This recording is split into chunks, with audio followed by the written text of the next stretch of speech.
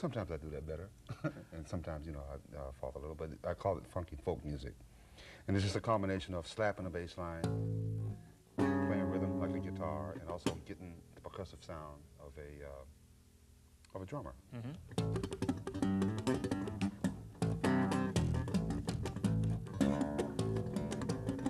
So it's, I play a little guitar before I play bass, and a lot of those things do come off. Plus the environment I've been living in for the last 10 years probably rubs off on me, you know, which is in the heart of Texas.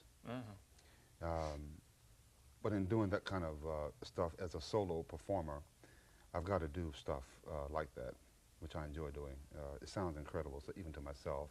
It's amazing. It's like one-man band. It's not normal for a bass player. But in other words, I tell stories that rhyme, not so much rap music, but I do that too. More in a jazz fusion environment with the band, I will do that. But this right here, I borrow heavily from a lot of very successful country and western songs that are novelty. If it's about a dog, a bird, or a cat, I'll do it. As a bass player taking solos in a band, the role of the instrument usually is not to take solos. But of course, when you find someone who's able, you know, the bass player does take solos. And I approach that totally from the theory of modal studies. For me, again, it gets into my left hand, right hand dexterity. And I like the function within a motor skill of just, if it's on me, then I begin to play. But I do have a school practice format by which I do function. And like I'll borrow heavily back and forth between the Phrygian mode and the Mixolydian mode because they sound right to me. And I have that facility. And also, too, one of my habits, again, is minor. And so I would change, for instance, if we're in the key of G, the Phrygian mode starts on the 3rd degree.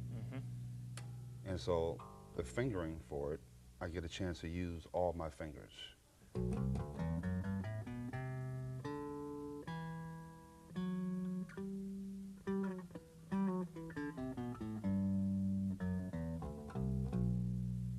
So then I begin to, that's my habit. I like to do a lot of these.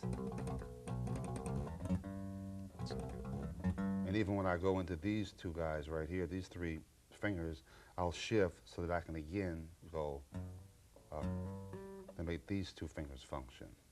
So it's my habit to play.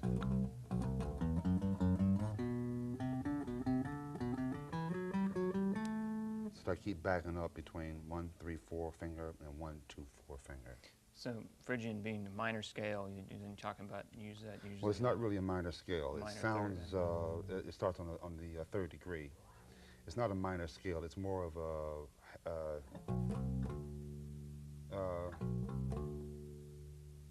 half diminished maybe. They have a theoretic scale that it is. I don't know what it is right now. I basically play by fingerings. But it starts on the 3rd degree of the major chord. Right. But I turn it into a minor fingering if I can. A lot of these, you know.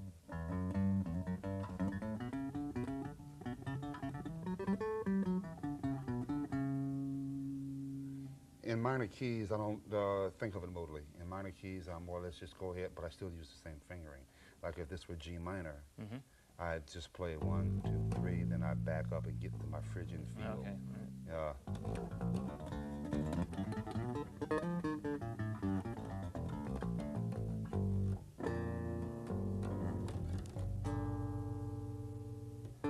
There it is again,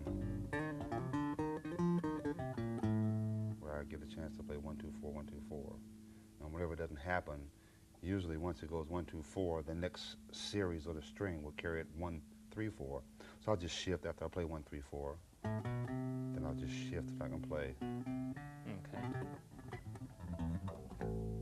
So being that I like that, you know, I use it a lot. You know, I also use the Locrian mode. Now that I think about it in major, and the key is G.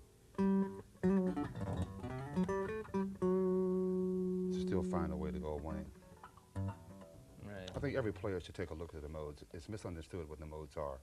And the average player, they either get frustrated when modes are mentioned, but it's very, very simple. You have a major chord, and every note, every chord has a scale. And if it's a major chord, then you have the major scale. And the G chord, you got a mode that starts on the 2nd degree, or any chord. A mode that starts on the 3rd degree, the 4th degree, the 5th degree, the 6th degree, and the 7th degree, and they all have names. And it's just a matter of what a player hears. You know, but each mode does have a fingering and a sound.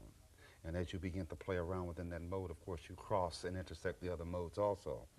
But as you keep the one that you're involved in view, you know, it helps. You can't, it's very hard unless you're John Coltrane, you know. But the players that I idolize, soloists, Eric Gale, great soloist. John Coltrane, of course, great soloist. King Curtis, the late great King Curtis, a great soloist. Jeff Berlin, great soloist. And they have a way by which they accomplish what they do, and it's got to be they're entertaining a mode or two. But a lot of people think too that they must take solos.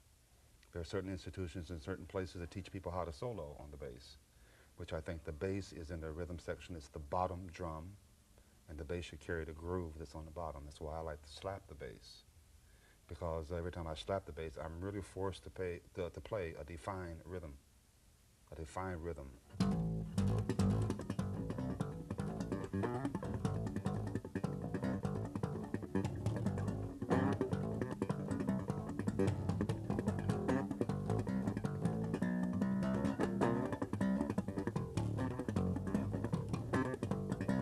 So all these things that I'm doing other than that, which is the intended groove for the bottom.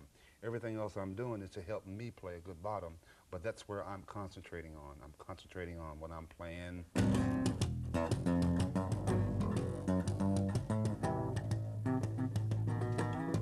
So when I'm doing stuff, even if it's the blues,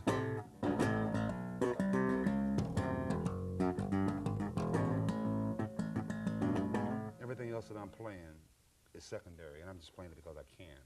I'm concentrating on that foundation. Yeah, right. Don't forget your role as a bass player. Yep. Did you maybe play us out on some of that funky folk music again? Sure. I wonder what I should play. I'll just play some chord structures. All right.